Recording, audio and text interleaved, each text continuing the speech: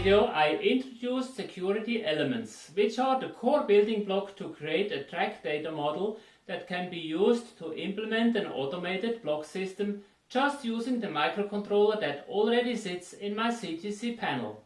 I also briefly talked about how to wire the layout in order to support security elements. Today I'm going to discuss the algorithms needed to implement ABS, APB and CTC. Hello YouTubers and welcome to the Internet of Toy Trains. I am Hans Tanner and here is a new episode of IoTT with fresh ideas about how to use IoT components to control a model railroad layout. Let's get started. First, let's have a quick look into the overall architecture of the CTC panel software. As we already have seen in video number 11, communication with the layout is done either through Loconet or Wi-Fi and MQTT. The two interfaces can act standalone or they can be bridged using the gateway module. Either or, the information makes it into the block detector, turnout and signal modules. All incoming information can then be displayed on the CTC panel using the WS2812 LED chain. For local input, there is a set of analog buttons that can be configured as activators for turnouts, signals and going forward, route buttons. If you watched videos number 9, 10, 11 and 12, then this is nothing new. What I am working on now is what's above the basic functionality, and that is the block system controller and the route management and CTC control module. Let's start with the block system controller first. According to my requirement list, it should be capable to control a set of connected blocks between interlocks following ABS or APB rules, and each block is defined as a security element with normally 2 legs. 3-legged elements are possible as well in the case of a branching track, for example for serving a particular industrial customer. And ABS can be single direction or dual direction. Here is the algorithm that is used to manage the ABS block sections. I tried to explain it in somewhat natural language, but of course at the end this is going to be microcontroller code.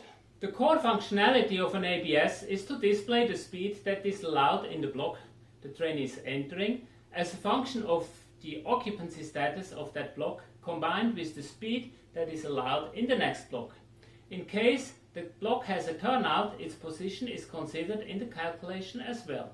So the algorithm is constantly cycling through all the defined SEs and calculates the allowed speed and sets the entrance signal accordingly.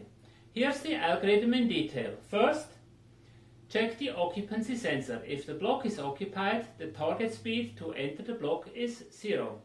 Otherwise, the target speed is the specified block speed. And yes, here you can see why I prefer occupancy detectors over entrance and exit detectors, as you sometimes see. The algorithm works on a status, not on an event.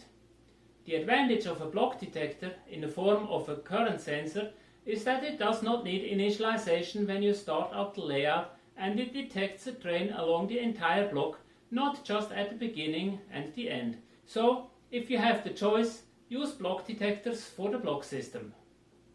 Second, if the target speed is more than 0, read the allowed entrance speed of the next security element. If it is lower than the target speed of this element, set the target speed for this element to the speed of the next element plus the allowed speed delta per block. The interesting part here is the speed delta, which is an SE specific number based on the deceleration curve, which is a function of train weight and train speed and the length of the block. However, in a fixed block system with more or less standardized block length and comparable trains, this can be reduced to a constant value. For example, from clear to medium to slow to stop. I am not sure right now how I am going to finally implement it. A curve would be nice, but it is much more complex for the configuration of the system. We will see. Third, set the entrance signal to this block according to the new target speed. This is done by a small algorithm that I call aspect generator. It considers the speed to be displayed as well as the turnout position if applicable, and determines the settings of the lamps of the signal head. Of course, The outcome depends what type of signal is used, but it always is a speed to display translation. With these few steps performed over and over again, a simple ABS should be functional, implementing that typical safety buffer at the rear end of a moving train. Let's do a simple animation to demonstrate the algorithm. At first, all block detector sensors show empty blocks, and therefore each block entrance signal shows clear because the on block is free and there is no speed restriction into the next block. Now a train enters the first block of the ABS section. The block detector goes to occupied. As a result, the entrance signal to the block turns red during the next calculation. The train moves on and enters the second block, but still occupies the first. The entrance signal of the second block turns to red, and there is no change in the first block and no change in the third block. Now the train leaves block number 1. The sensor shows an empty block. The algorithm calculates a new target speed for the entrance signal, showing clear for the on block, but limits it to one level better than the next entrance signal, which shows stop. So the result is slow, but it is only signaled after a programmable time delay. Now the train moves on and hits the third block while still occupying the second. The entrance signal of the third block turns red immediately, but nothing else happens. The entrance to block 1 still showing slow because the entrance of block 2 is still showing stop. Now the train clears block 2 and the sensor turns empty. As a result, the entrance signal of block 2 turns slow after the programmable delay. Now the calculation for block 1 shows that entrance to block 2 is no longer stop but slow, so entrance speed to block 1 can be upgraded to track speed, resulting in a green signal, but again only after a programmable time has passed. And as the train goes to the next block, the process repeats itself, continuously protecting the back end of the moving train. Expanding this to double direction ABS is now very easy. All we need to add is looking in the other direction as well and set the entrance signal on the other end of the block based on occupancy, turnout position and loud speed of the next block when traveling in the opposite direction.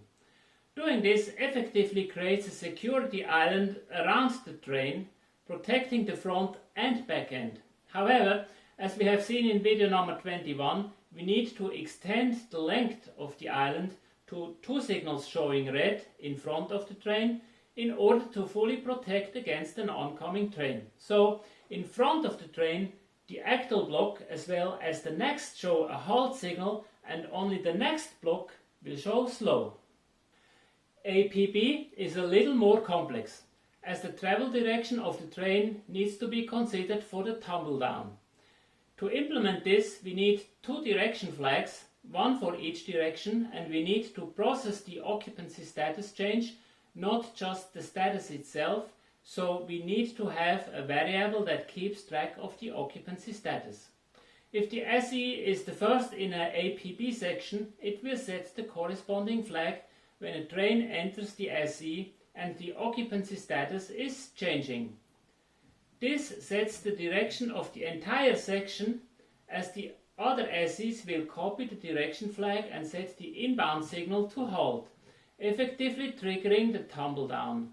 As soon as the train leaves a block, the direction flags are cleared and normal ABS rules apply in all unoccupied SEs.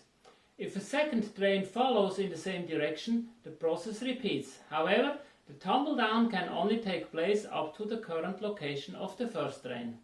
In the unwanted case of a second train from the opposite direction, the other direction flag is activated, resulting in an invalid condition in all SEs as they cannot be activated in both directions. The track is deadlocked, communication needs to happen, and one of the trains must be authorized to proceed, which will clear the direction flags wherever it passes. As we have seen in video number 21, CTC is not part of signaling really, but more an element of the authorization mechanism. It is a method to substitute the activities of organizing a train movement from station A to station B in a central location. Therefore, the CTC algorithm needs to perform all the steps related to the authorization of a train movement. A train movement starts with a request from stations A and B to execute the movement. This is done by simultaneously pressing two buttons on different but neighboring interlocks. The sequence of the button activation defines the direction of the move. When two buttons are pressed, the algorithm identifies the SEs that are between those 2 points. The next step is to set and lock the turnouts in each SE along the route. This may include some neighboring SEs as well in order to protect the route. Once the turnouts are locked and confirmed, the home signals can be set and the train is released. As the train moves along the chain of SEs, the lock status of each SE is cleared after the train has passed. Once the train arrives at the new location, all locks are cleared and the movement is complete. And with this, the algorithms we need to make a functional CTC panel are roughly defined. So it's up to implementation. And of course, I expect to see changes as I move along with programming and testing. We will see how it goes and hopefully I can report success in one of the next videos. Looking over the algorithms, I think it also becomes clear why the Digitrax SE8C never became more than a signal driver. I think the key to success is not so much in the algorithms and the computing power, but much more in minimizing the efforts needed to set up all the security elements required to make it work. Not only the data for each individual SE, such as block detector, turnout address, speed table, etc., but even more so the links from SE to SE in order to detect and calculate routes and monitor train movements. I think this is going to be difficult for a larger layout, even when using a configuration web page. Even more so if you would have to do it using the typical Digitrax op-switch mechanism. That's close to impossible, I would guess. And so the SE8C basically just ended up as a signal driver. We will see if it is possible to do better nowadays in my next level of the CTC panel. As always, I hope the information in this video was useful or at least interesting for you. If so, please click the like button below and subscribe to the channel. I appreciate your support as well as any feedback in the comment section below. Also, check out the additional information provided in the description section of this video. If you don't want to miss any future IoTT videos, click the bell icon and you will get a notification when the next video comes out. Thanks for watching and see you next time.